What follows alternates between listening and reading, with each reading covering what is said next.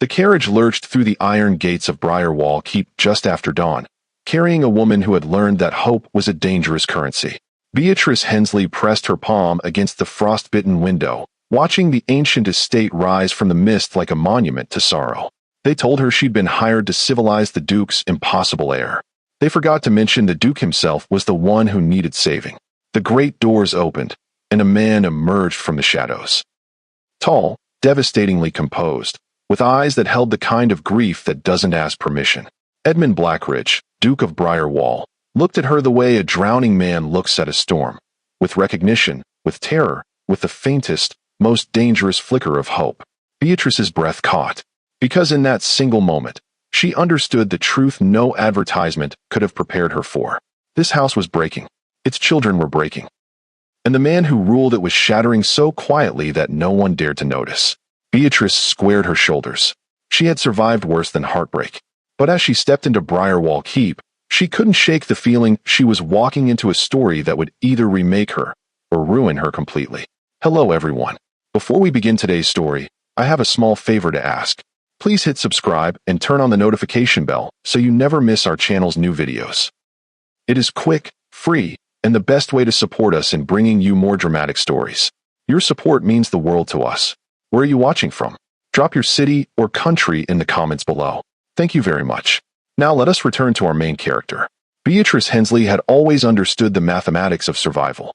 Born the second daughter of a country solicitor in Hampshire, she'd been raised on practical wisdom, modest comforts, and the bone-deep knowledge that women like her, neither wealthy enough for leisure nor poor enough for pity, had exactly two paths: marriage to whoever would have them, or work. She chose work. At 26, she was considered past marriageable age by society's unforgiving clock, though her steady gray eyes and the determined line of her mouth suggested a woman who had stopped apologizing for her existence. She had spent the past 7 years as a governess in respectable households, teaching spoiled daughters their French conjugations and watercolor washes, maintaining the invisible wall between servant and family, belonging nowhere. It was honest work, lonely work, but it was hers. When her last position ended, the family relocating to India without need of her services, Beatrice found herself adrift once more, scanning the Morning Post for her next placement. The advertisement for Briarwall Keep had been unusual. Governess required for 2 boys, ages 7 and 10. Must possess exceptional patience, firm resolve, and unshakable nerves. Previous governesses discouraged from applying. Generous terms. Inquire Mrs. Pemberton, housekeeper, Briarwall Keep, Northumberland. The warning should have deterred her. The salary, nearly triple her previous wage, made her brave. The journey to Northumberland took 3 days by coach, and with each mile the world grew wilder. The cultivated fields of the south gave way to windswept moorland, the villages grew smaller, the sky heavier. By the time Beatrice reached the village of Briarwall on the moor, autumn had stripped the trees bare, and the air carried the metallic taste of coming snow. The innkeeper's wife crossed herself when Beatrice mentioned her destination. Briarwall Keep, miss? You're certain? Quite certain. I'm the new governess. The woman's weathered face creased with something between pity and warning. They've had 6 and 18 months, miss. Not a one lasted more than a fortnight. Those boys.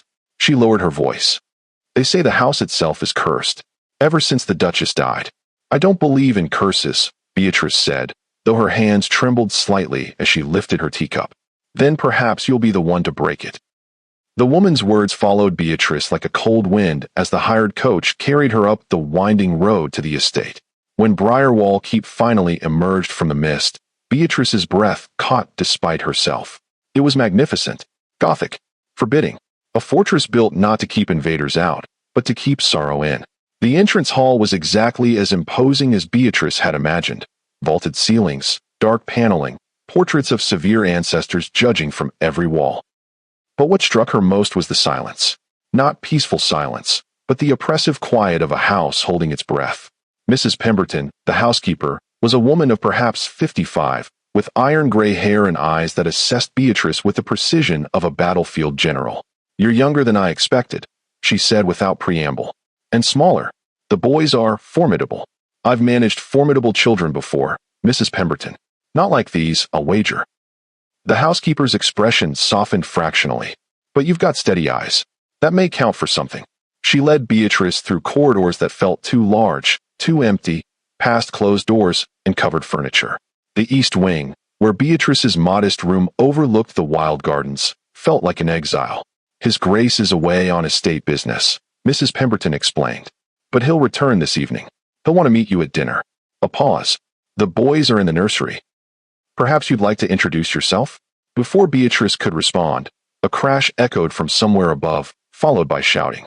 Perhaps now would be ideal, Beatrice said dryly. She found them in what had once been a drawing room, now transformed into a battlefield. Jameson Blackridge, the heir, age 10, stood atop an overturned settee wearing a tattered cape, brandishing a wooden sword like a conqueror. Dark-haired, sharp-featured, with his father's commanding presence already evident in his small frame. Bram, age 7, was attempting to construct a fortress from stolen cushions, his copper curls wild, his hands covered in what appeared to be jam. Between them, a shattered vase. Torn draperies. A footman tied to a chair with a curtain cord, looking mortified. We're marauders, Jameson announced, spotting Beatrice. And you're our prisoner. Beatrice took in the scene with remarkable calm. The destruction, the defiance, the underneath it all desperation in their eyes, children testing boundaries that had dissolved, searching for someone who would stay. Marauders, she said thoughtfully, stepping into the chaos. How interesting. I was once captured by marauders myself. This gave them pause. You were not, Jameson challenged. I most certainly was. In the Scottish Highlands. Terrible business. They demanded my surrender. Bram's eyes widened. What did you do? I made them a bargain. Beatrice moved closer, her voice dropping. I told them I possessed something more valuable than gold, knowledge of how to build a fortress that would never fall. But I would only share it if they agreed to hear my terms first. What were your terms? Jameson had lowered his sword slightly. That we work together instead of against each other. Because the strongest fortresses aren't built by marauders, Master Jameson. They're built by builders. The room fell silent. Slowly, Jameson climbed down from his perch. Bram released the footman, who fled gratefully. Beatrice knelt beside the shattered vase, clearly expensive, clearly precious. This was your mother's, wasn't it? Bram's voice was small. She brought it from her childhood home. Then perhaps, Beatrice said gently, we might collect the pieces together and see if it can be mended. Some broken things, with patience and care, can be made whole again. She looked up to find both boys staring at her with unsettling intensity. Every governess before had scolded, punished, or fled. Beatrice was offering something different. Understanding. Will you really stay? Jameson asked, and beneath the bravado, she heard what he was truly asking. Will you leave us too? I intend to try, Beatrice answered honestly. If you'll have me. Dinner was a solitary affair in her room, Mrs. Pemberton explained that his Grace had been delayed and would see her the following morning instead. But that night, unable to sleep in the unfamiliar room, Beatrice wandered the darkened corridors of Briarwall Keep. That's when she heard it. A sound from the music room. Not music, but something raw and broken. She moved closer, drawn by instinct, and through the partially opened door she saw him for the first time. Edmund Blackridge. The Duke of Briarwall stood at the piano, his back to her, his shoulders rigid with tension. He wasn't playing, just pressing his fingers to the keys without sound, as if remembering a melody he could no longer bear to hear. Even in silhouette, he commanded the space. Tall, broad-shouldered, radiating a grief so profound it seemed to bend the air around him. Then he turned, and Beatrice forgot how to breathe. He was perhaps 35, devastatingly handsome in the way of men who've forgotten their own beauty. Dark hair, strong features, and eyes, God, his eyes, the color of a winter storm, holding such exhaustion and sorrow that Beatrice felt it like a blow to her chest. You're the new governess. His voice was low, rough with disuse. Miss Hensley, Your Grace. Mrs. Pemberton tells me you survived your first encounter with my sons. That alone makes you exceptional. Your sons aren't monsters, Your Grace. They're broken. The word was knife-sharp. Is that what you were going to say? Grieving, Beatrice corrected quietly. There's a difference. Something flickered in his expression, surprise, or perhaps anger, but before he could respond, Beatrice found herself speaking words she hadn't planned. I lost my mother when I was 8, Your Grace.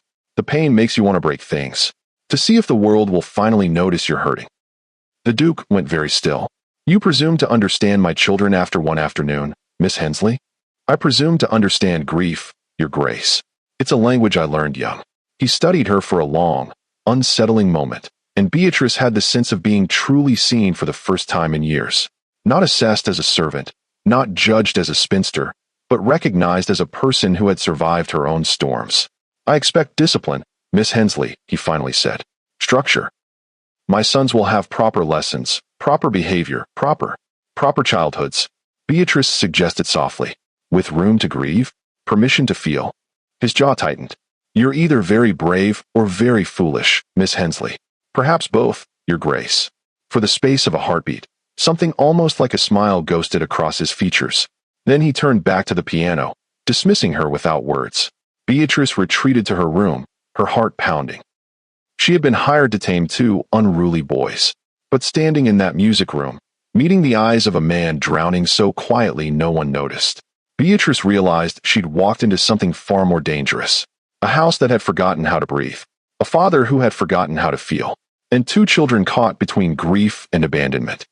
She lay awake until dawn, watching shadows move across the ceiling, wondering if she possessed the strength to heal a family this broken, or if Briarwall Keep would break her first. Edmund Blackridge had perfected the art of watching without being seen. From the library window overlooking the east gardens, from the shadowed alcove near the schoolroom, from the gallery above the morning room, he observed the woman who had disrupted the careful architecture of his grief. Beatrice moved through Briarwall Keep like sunlight through a shuttered house, not forcing her way in but finding the cracks, the forgotten spaces, the places where life still wanted to grow. He watched her teach Jameson mathematics on the terrace, turning equations into stories about merchants and pirates until the boy's scowl transformed into reluctant fascination. He watched her sit with Bram in the overgrown garden, identifying insects with a naturalist's precision and a child's wonder. He watched her read to them by firelight, her voice steady and warm, creating a circle of safety his sons hadn't known since their mother died. And it terrified him, because every moment of her kindness was a mirror held up to his own failures. Every laugh she coaxed from his children was an indictment of the silence he had imposed. She made it look effortless, this business of loving broken things back to wholeness, and Edmund knew with crushing certainty that he had forgotten how. The day she found him in the portrait gallery, staring at Catherine's painted face, he felt stripped bare. Beatrice said nothing at first, just stood beside him in the dim light, her presence neither intrusive nor indifferent. "She was beautiful," Beatrice finally said. "Your sons have her smile. They've forgotten how to use it." His voice came out rougher than intended. "Not forgotten, Your Grace. Just misplaced. Like a book shelved in the wrong section. Still there, waiting to be found." Edmund turned to look at her then, really look at her. This woman with her practical dress and steady eyes, who spoke of grief like someone who had mapped its geography. "You're not afraid of me. Should I be? Most people are. The scarred, grieving Duke. They don't know what to do with me." Beatrice's gaze was unflinching. "I see a father who's drowning quietly because he thinks drowning loudly would frighten his children. But they're already frightened, Your Grace. Not of your grief, but of your absence." Something cracked in Edmund's chest. He wanted to argue, to defend the walls he had built so carefully. But watching Beatrice walk away, her footsteps echoing in the empty gallery, he felt the first dangerous stirring of something he thought had died with Catherine. Hope. The storm came in the third week, turning afternoon into premature night. Beatrice found Jameson alone in the schoolroom, staring out at the rain-lashed windows with a stillness that set off alarms in her chest. "No lessons today?" she asked gently. "What's the point?" His voice was flat, adult in its despair. "Mother used to say education was important, that I'd be Duke someday and needed to be worthy of it. But she's gone, and Father doesn't care, and sometimes I think maybe it would have been better if I'd been in the accident instead of—" "Stop." Beatrice was across the room before conscious thought, kneeling before him. "Jameson, look at me." The boy's eyes, so like his father's, were dry and ancient. "I'm tired, Miss Hensley. Tired of pretending everything's fine. Tired of being good so Father doesn't disappear even more. I'm just so tired." Beatrice pulled him into her arms, feeling the rigid way he held himself, afraid to break, afraid to bend. "Then stop pretending. Stop being good. Just be tired, be angry, be whatever you need to be. I'm not leaving. The dam broke." Jameson sobbed against her shoulder with the force of 2 years' worth of unshed tears, and Beatrice held him, rocking slightly, murmuring wordless comfort. She found Bram later, hiding in the linen closet with his mother's shawl pressed to his face. He didn't speak when she discovered him, just looked at her with wounded eyes that expected judgment. Instead, Beatrice climbed into the closet beside him, settling in the cramped darkness. It still smells like her. A small nod. I used to keep my mother's handkerchiefs. Lavender and rose water. I'd hold them when the missing got too heavy. Father said we should put her things away, that it's morbid to cling to the dead. Beatrice's jaw tightened. Your father is wrong. Remembering isn't morbid, Bram. It's love. You hold on to that shawl as long as you need to. They sat together in the darkness, and Beatrice understood what she was seeing. Not wildness, not disobedience. Just two children bearing bruises that never showed on skin. The bruise of a father's retreat. The bruise of being expected to heal faster than hearts could manage. The bruise of loving someone so much that their absence felt like amputation. That evening, she found Edmund in his study and closed the door behind her with deliberate firmness. Your Grace, we need to talk about your sons. They arrived on a Tuesday afternoon like birds of prey dressed in silk and false concern. Lady Victoria Blackmore swept through Briarwall Keep's entrance hall with the entitlement of someone who had once imagined herself its mistress, her widow's black somehow more fashionable than mourning. Behind her came Isolde Fenwick, all sharp cheekbones and sharper observations, and Josephine Wentworth, whose sweet smile never quite reached her calculating eyes. Beatrice was descending the stairs with the boys when the entourage arrived, and she felt the temperature drop as three pairs of aristocratic eyes assessed her with surgical precision. Her simple day dress, her lack of jewelry, her position half servant, half something else, all catalogued and found wanting. Edmund, darling. Victoria purred when the Duke emerged from his study, reaching for his hands with practiced intimacy. We've been desperately worried. You've become such a recluse. We simply had to check on you and these poor motherless boys. Jameson's hand tightened in Beatrice's, but she kept her expression neutral, guiding both children past the gathering with murmured excuses about lessons. Behind her, she heard Isolde's voice, pitched to Carrie. Is that the new governess? How quaint. She seems rather young, doesn't she? And I understand she dines with the family. How progressive. The word progressive landed like an accusation. That evening, Beatrice kept to her room during dinner, understanding without being told that her presence would complicate things.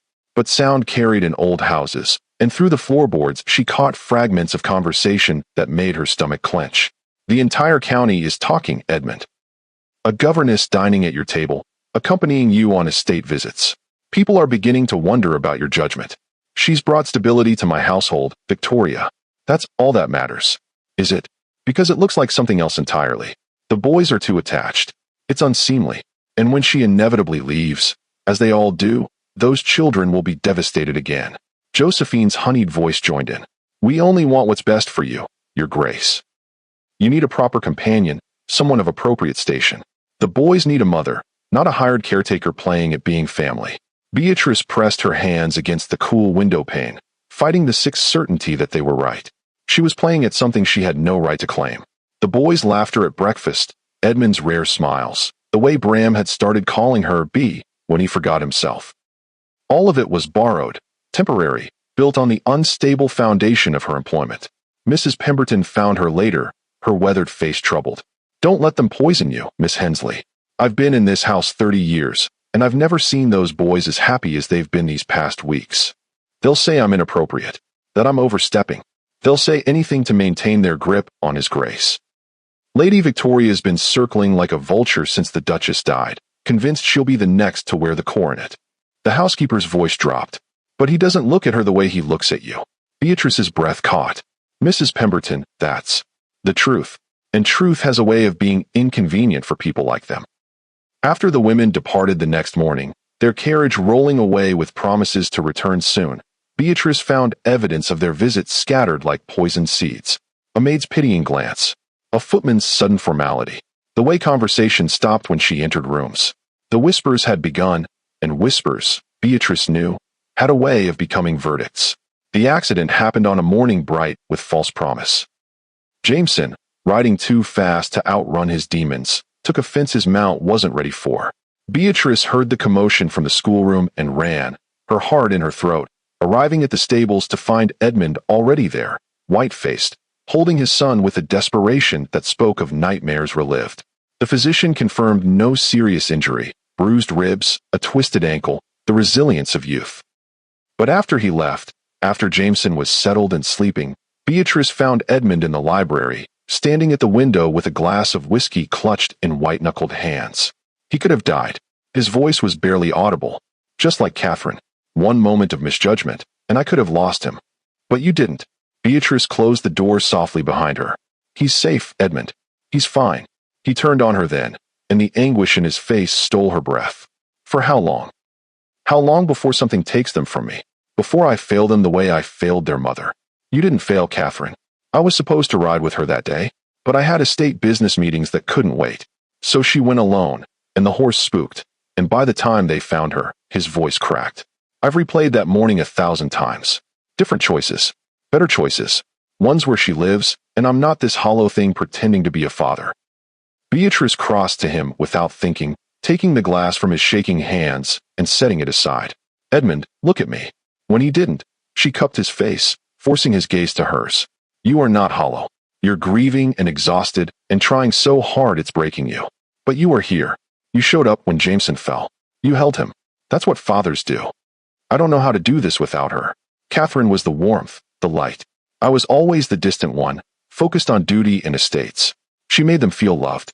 I just make them feel seen, valued, protected. Beatrice's thumbs brushed away tears he didn't seem to realize were falling. Do you know what Jameson told me yesterday? That he wants to be like you when he grows up. Strong and honorable, and someone people depend on. You've given your sons a model of integrity, Edmund. That's not nothing. He made a sound halfway between laugh and sob. You see things in me I don't recognize. Then perhaps it's time you started looking through different eyes. They stood there, closer than propriety allowed, the air between them charged with something neither dared name. Edmund's hand came up to cover hers where it rested against his jaw, and Beatrice felt the tremor in his fingers, the warmth of his skin, the dangerous rightness of touching him. Beatrice. Her name on his lips was a question, a warning, a plea. What are you doing to me? Reminding you that you're still alive. That feeling things, even painful things, means you haven't given up. His other hand rose to her waist, tentative, asking permission. And what if what I'm feeling is entirely inappropriate? What if every time you walk into a room I forget how to breathe?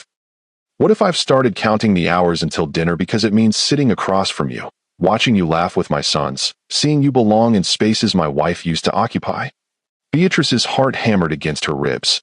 Then we would both be in terrible danger, Your Grace. Edmund, he corrected roughly. When we're alone, please. Just Edmund. Edmund. The name tasted like foolishness and hope. This can't happen. I know. But neither of them moved away. You work for me. The impropriety alone would ruin you. And yet you're still holding me. His laugh was broken. Because letting go feels impossible. He released her then, stepping back with visible effort. Forgive me. You came here to help my children, not to manage their father's inappropriate feelings. Beatrice steadied herself against the desk, her own hands shaking. Edmund, she stopped, weighing honesty against self-preservation. You should know that the danger isn't one-sided. That I find myself inventing reasons to walk past your study. That when you smile at something Bram says, I feel it like sunlight after winter. That I'm terrified because I've never felt this way before and I don't know how to unfeel it. The confession hung between them, dangerous and true.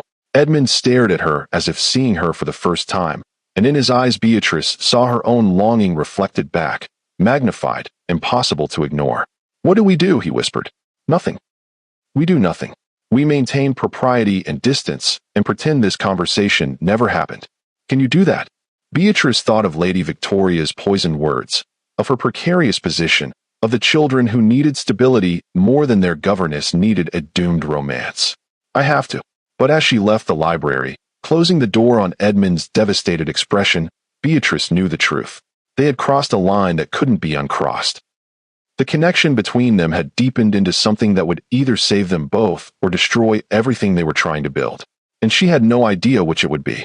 If you have gotten this far with us, please don't forget to like, subscribe, and turn on the notification button, and please drop your comments and tell us what you think about the story.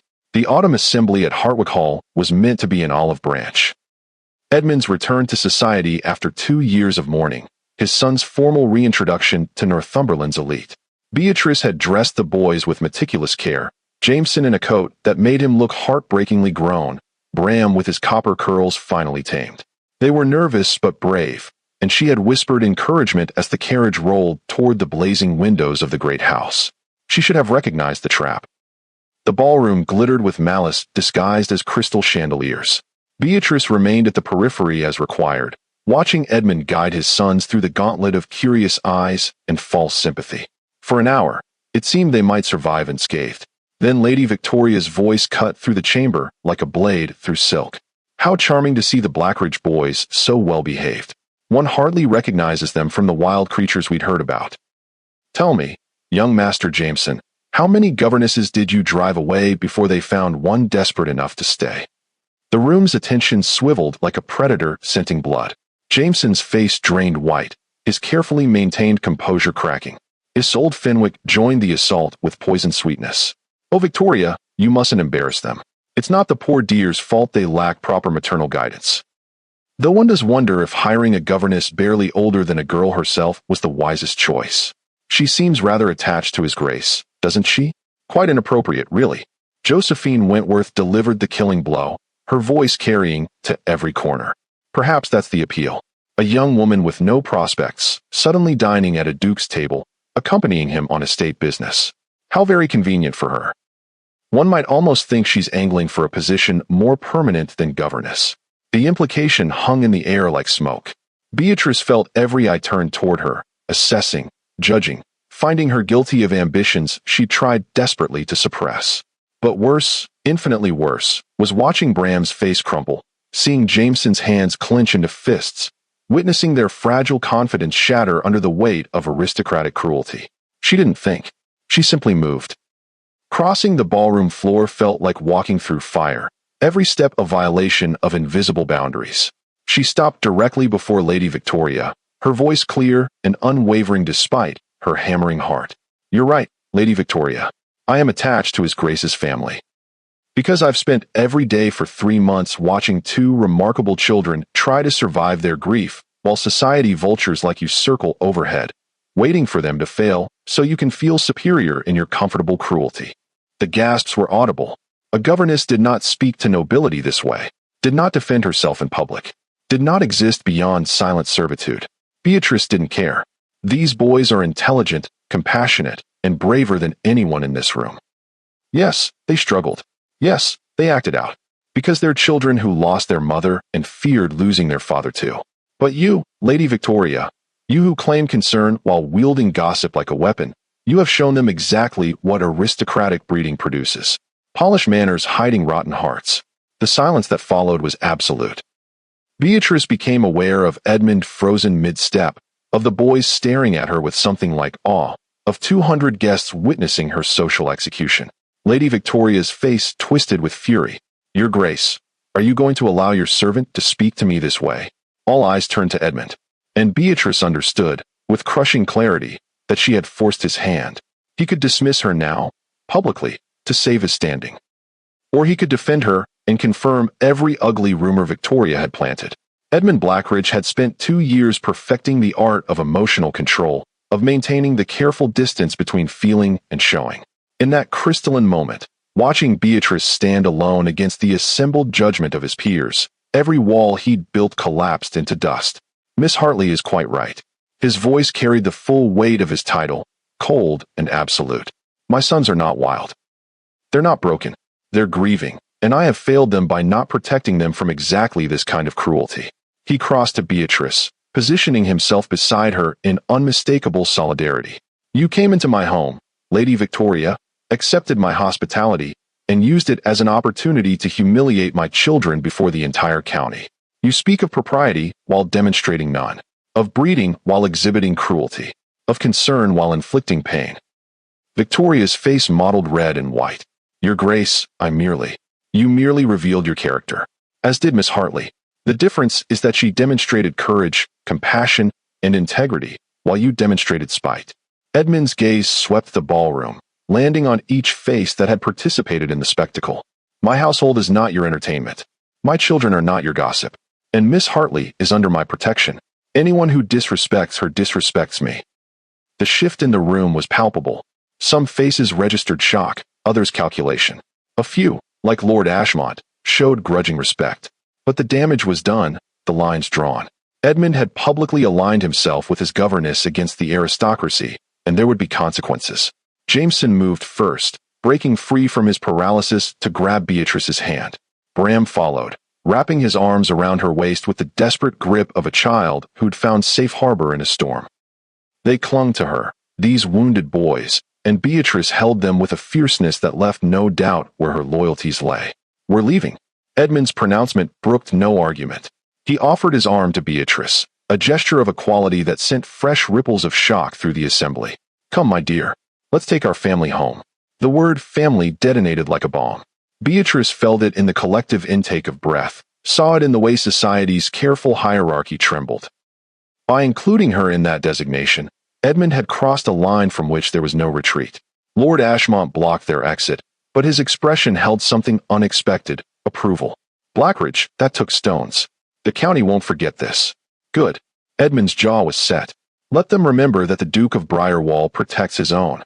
The carriage ride home was silent, electric with unspoken words. The boys dozed against Beatrice, exhausted by emotion, while Edmund watched her across the dim interior with an intensity that made her skin burn. "You shouldn't have done that," Beatrice finally whispered. "You've jeopardized everything.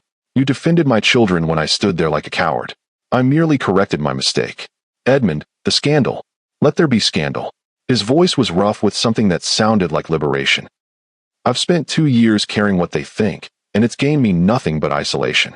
You were right, Beatrice. All of it. And tonight, watching you stand alone against them, I realized something." "What?" His eyes met hers in the darkness, and Beatrice saw her future written there. "Dangerous, impossible, inevitable. That I would rather face scandal with you than propriety without you." The words hung between them like a vow. Society had already condemned them. The whispers would become roars. But in that moment, with sleeping children proof of what they'd built together, Beatrice felt the first dangerous bloom of hope. Perhaps some things were worth burning for. The letters arrived like a siege. Lord Pemberton, Edmund's distant cousin and heir presumptive, wrote with thinly veiled threats about family reputation and the Duke's responsibility to the title. Lady Victoria's father, the Earl of Westmarch, sent a formal complaint about the ungovernable governess who insults her betters. Even the Bishop of Northumberland, ostensibly concerned for the children's spiritual welfare, suggested that Miss Hensley's continued employment created an atmosphere of moral ambiguity unsuitable for young minds. Edmund read each missive in his study, his jaw tightening with every sanctimonious word. They wanted her gone, dismissed, discredited, erased from Briarwall Keep as if she'd never existed.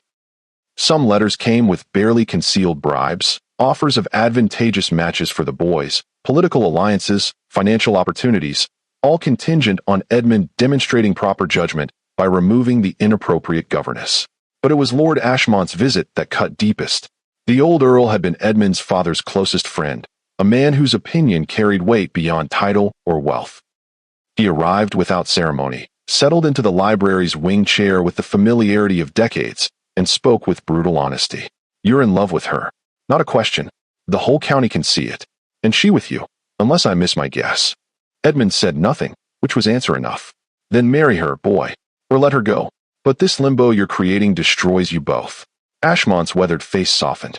"I watched you die when Catherine passed. Watched you become a ghost in your own home. This Hensley woman brought you back to life. That's worth more than 100 proper matches with women who'd bore you to tears and neglect your sons. The scandal will pass. Scandal always does. But Edmund, you must choose. Keeping her as governess while loving her as a woman is cruelty to her and cowardice in you."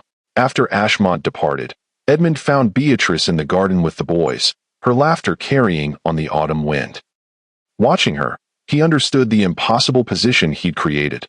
She couldn't stay as governess, not with every servant witnessing their charged silences, their careful avoidance of touch. But asking her to leave felt like self-amputation. That evening, he found her in the schoolroom, alone, packing books with methodical precision. "What are you doing?" She didn't turn. "Lord Ashmont is right. I should go. I've caused you enough trouble." "Beatrice. Lady Thornhill has offered me a position in Edinburgh. Respectable salary, good family. I leave next week." The words landed like blows. "You're running." Finally, she faced him, and the devastation in her eyes matched his own. "I'm choosing what's best for your sons. If I stay, the whispers will follow them forever. The governess their father couldn't dismiss because he was infatuated with her. Every door will close, Edmund. Every opportunity poisoned. And if I asked you to stay? Not as governess, but as... Don't. Her voice cracked. Please don't make this harder. We both know what we feel. But love doesn't conquer everything, despite what the poets claim. Sometimes love means walking away before you destroy what you love most. But fate, it seemed, had other plans. That night, Jameson's fever spiked dangerously, and the physician's grave expression spoke of pneumonia's deadly grip. For 3 days, Beatrice never left his bedside, sponging his burning skin, forcing liquids past cracked lips, singing the songs his mother once sang. Edmund watched her fight for his son's life with the ferocity of a mother lion, and understood with crystalline clarity that this woman wasn't leaving. Not while his children needed her. Not while he needed her. On the 4th day, when Jameson's fever finally broke, he opened his eyes and whispered, "Don't leave us, Bea. Please don't leave." Beatrice's tears fell on his small hand. "I won't, sweetheart. I promise." Edmund stood in the doorway, listening to his son extract the vow he himself couldn't ask for. And he knew, scandal be damned, he would find a way to keep them both. Winter came to Briarwall Keep with unexpected gentleness, snow softening the Gothic edges into something almost tender. Jameson recovered slowly, kept warm by fires and Beatrice's vigilant care. And in those quiet weeks of convalescence, something shifted in the household's foundation, like ice cracking to reveal the river beneath. Edmund found her in the music room on Christmas Eve, standing before Catherine's portrait with an expression of such longing it stopped his breath. "I'm not trying to replace her," Beatrice said without turning. "I want you to know that. She was their mother, your wife. She'll always be part of this family's story." Edmund crossed to stand beside her. "I know. But Beatrice, a story can have more than one chapter. Catherine was my past, and I loved her. But you," his voice roughened, "you're my present. My future, if you'll have me." She turned then, eyes wide. "Edmund, what are you saying?" "I'm saying that Lord Ashmont was right. This limbo is destroying us both. I'm saying that I love you, not despite the scandal, but because you're worth any scandal society can devise. I'm saying..." He dropped to one knee, pulling a small velvet box from his pocket. "Beatrice Hensley, would you do me the extraordinary honor of becoming my wife? Of being a mother to my sons? Of building a life with me that's messy and imperfect and real?" Beatrice stared at the ring, at this impossible man offering her an impossible future. "They'll crucify us. Your family, your peers. Let them try. I've spent 2 years living in fear of judgment, and it gained me nothing but loneliness. You taught me that love requires courage. So here I am, being courageous. Say yes, Beatrice. Please say yes. Yes." The word came out choked with tears. "Yes, you foolish, wonderful man. Yes." He slipped the ring onto her finger and kissed her with 2 years of suppressed longing, and when they finally pulled apart, both breathless, they found Jameson and Bram standing in the doorway, grinning like conspirators. Finally, Jameson pronounced with 10-year-old authority, "We've been waiting forever." Bram launched himself at Beatrice, wrapping around her legs. "Does this mean you're staying? Really staying? As our mother?" Beatrice knelt to embrace them both, Edmund's arms encircling all three. "Really staying. Forever." The wedding took place in spring, small and private, with only true allies present. Lord Ashmont gave Beatrice away, his gruff voice breaking as he whispered, "You saved this family, girl. Don't you forget it." The boys served as attendants, their joy uncontained and infectious. And when Edmund kissed his bride before God and witness, sealing a union society had deemed impossible, Beatrice felt the final piece of her broken heart slot into place. They honeymooned at Briarwall Keep, having no desire to leave the home they'd built together. On their first morning as man and wife, Beatrice woke to find Edmund watching her with an expression of such wonder it made her breath catch. "What is it?" "I'm remembering the day you arrived.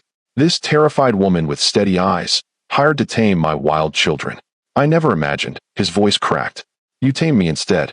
My grief, my fear, my certainty that I'd never feel whole again. You didn't fix me with magic, Beatrice. You loved me with such patient fierceness that I had no choice but to heal." Beatrice traced the line of his jaw, marveling at the permission to touch freely. "We healed each other, Edmund. That's what love does. It doesn't make everything perfect. It just makes the imperfect bearable." Years later, when their own daughter played in the gardens with her older brothers, when Briarwall keep rang with laughter instead of silence, when society had grudgingly accepted that the Duke and his governess turned Duchess were here to stay, Beatrice would look back on that cold November morning when she'd arrived with nothing but a worn bag and desperate hope. She'd been hired to calm a wild air. Instead, she'd found a family drowning in grief and pulled them toward light, one careful step at a time. She'd faced scandal and cruelty and impossible odds. And she'd won, not through magic or fate, but through the stubborn belief that love, real love, was always worth fighting for. The Duke of Briarwall had never expected to heal. His sons had never expected to feel safe again. And Beatrice had never expected to find a home where she didn't just belong, but was cherished. But sometimes, the best stories are the ones we never see coming. The ones that begin with impossible odds and end with hard-won joy. The ones that remind us that broken things can be mended, that grief doesn't last forever, and that sometimes, just sometimes, courage and love are enough. And they lived, if not without challenges, then with the strength to face them together. Which, Beatrice had learned, was the truest definition of happily ever after. If this story touched your heart, if you found yourself holding your breath during Beatrice's stand at the assembly, if you felt Edmund's grief and hope and transformation, then I need you to do something for me right now. Hit that like button. Not just because it helps the algorithm, but because it tells me that stories like this matter to you. That you want more tales of courage, of love that defies odds, of families built not by blood alone, but by choice. And here's the thing. I pour my heart into every story I create. Hours of research, of crafting each emotional beat, of finding just the right words to make you feel what these characters feel. But I can't do this without you. Your likes tell YouTube to share these stories with others who need them. Your subscriptions mean I can keep creating. Your comments, telling me which moment made you cry or cheer or believe in second chances, those fuel every word I write. So please, if you haven't already, subscribe to this channel. Turn on notifications so you never miss a story. And drop a comment below telling me, what was your favorite moment in Beatrice and Edmund's journey? Was it when she defended the children? When he knelt in that music room? When the family finally became whole? Because tomorrow, I'm bringing you a completely new story. A tale of secrets, redemption, and a woman who inherits a crumbling estate along with a mystery that could destroy everything she's built. It's atmospheric, it's emotional, and I promise it will keep you riveted from the first word to the last.